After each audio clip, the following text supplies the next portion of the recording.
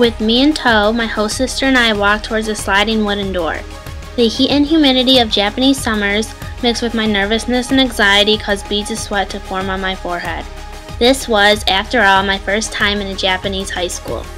Yuki opened the door and I immediately saw 40 female eyes glance up at our presence. Not long after, an astonishing gasp filled the room, like a ghost had just walked through the door, disrupting their reading.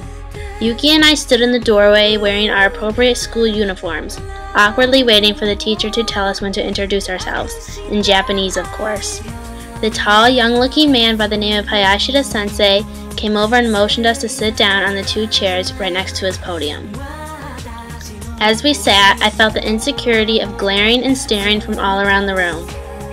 My stomach felt like it was turning upside down and inside out all at once. Then a bell rang from above. Hayashida-sensei mumbled something to all 40 students and they simultaneously rose from their wooden desk chairs. They bowed to the teacher and said good morning. Now it was my turn. Yuki whispered to me to go up to the podium to say my introduction, the one that I had been practicing since the moment I learned I would have to do such a frightening thing. My feet felt like sandbags were tied around my ankles, and when I finally reached my destination, there was no turning back. A first impression is everything in Japan, especially to the people who are going to be my classmates for the next 3.5 weeks. I started to speak. My voice was trembling, hopefully to the point where only I could notice it. And just like I'd practiced for hours beforehand, my speech came flowing out of my mouth. Ohayou gozaimasu. Watashi no onomae wa Kari desu.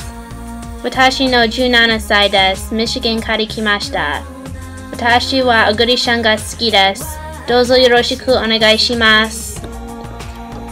A 45-degree angled bow followed right after the last word came out of my mouth. It felt like the room instantly got 10 degrees cooler and that maybe, just maybe, I would be accepted as a friend to them and one of their classmates.